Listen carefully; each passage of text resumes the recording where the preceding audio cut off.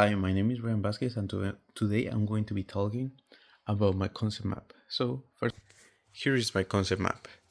So, for me, I created this concept map like an essay, divided in four parts. So, first of all, the title, the, the introduction, the body, and the conclusion. And all of those four have like extra things. So, first of all, the title. From the title, I got the introduction, the body, and the conclusion. So because the way I did this concept map is kind of mixing, like creating like this concept map is like a speech.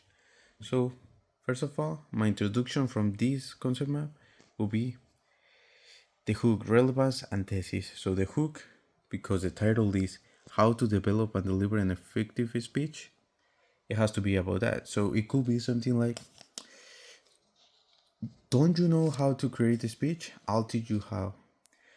You need to learn how to give a speech. Come and I'll show you how. So it's some way to grab the audience attention.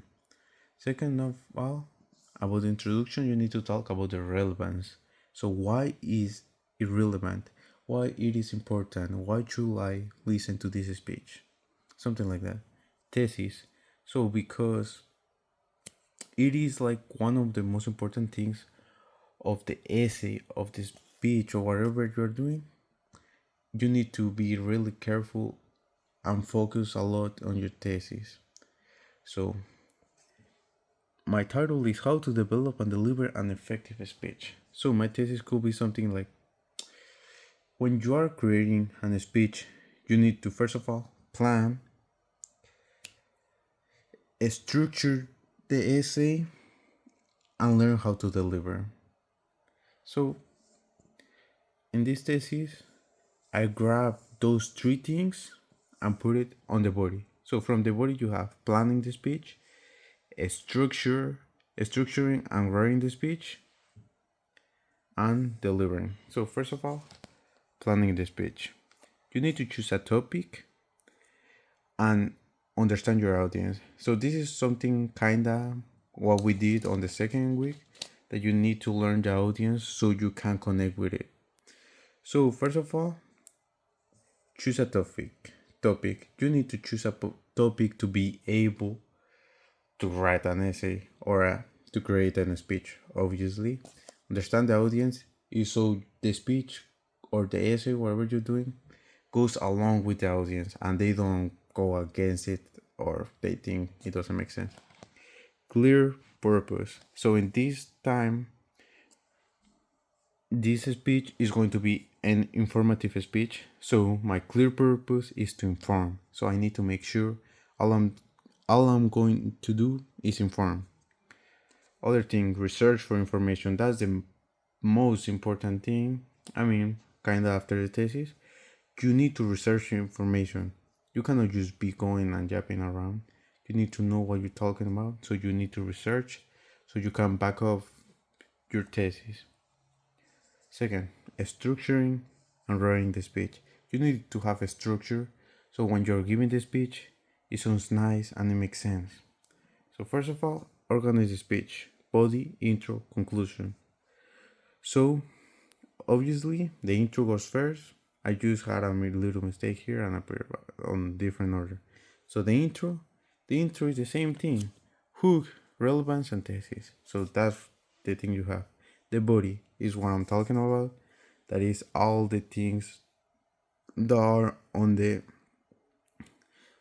essay on or the speech. Conclusion is the way you end something. So it's the way you're going to end the speech. It needs to be good so the audience remembers it. Write a strong thesis and create a strong transition. So this is the same thing. The thesis is the most important thing. So you have to make sure you have a good thesis. A strong transitions is so it doesn't feel weird when you're changing from one thing to another. So that's something really important because sometimes if you don't do it right, the audience is going to get distracted from the main point and they're going to be like, wait, this doesn't sound right, blah blah blah blah. So you need to really focus about good transitions. The other thing, deliver. So you need to learn how to give a speech. You cannot just be talking and talking nonsense. So you need to know how to deliver. So first of all, gestures, expression, eye contact. This is something basic, and it's not really about the information, it's about the way you move.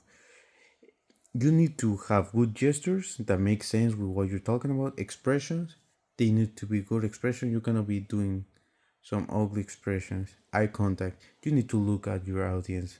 They need to know you're talking to them. So how you do this? Practicing the tone, speed, and other things. So practicing the tone is, it will depend on the speech. If you're talking about something serious, you need to have a serious tone. If you also something serious, you cannot be just speeding. You need to control the speed. Here I wrote tone. My mistake. I wasn't really paying attention, I guess. But ignore this part. So tone and speed. So connect with the audience is the same thing. This is related with this. Connect with the audience. If you want your your speech to connect with the audience, you need to investigate the audience, know your audience, understand your audience. So why you need to connect with the audience? Because that's the best way to be able to inform them, so they really listen to what you're talking about. So lastly, we talk about introduction, body. Now we go to the conclusion. How it works. So first of all, the conclusion is a resume of the body and the thesis. The introduction is kind of similar, so it doesn't really have to be like a resume of that. But mostly important, thesis and body. So you need to use these two for the conclusion. So that's a resume.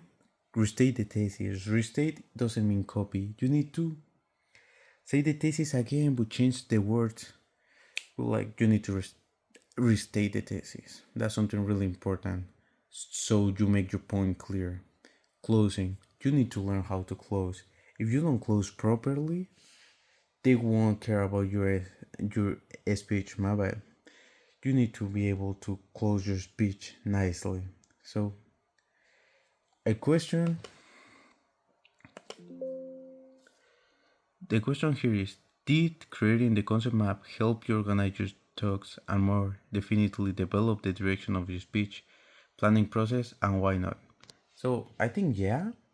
Like sometimes when I'm doing essay speech, I have the trouble that I'm not sure what I'm doing. So being able to plan ahead, I mean not being able to like actually planning ahead, is really helpful for what I'm doing. So by organizing first the ideas and then putting them together is something really nice and something I feel is really helpful.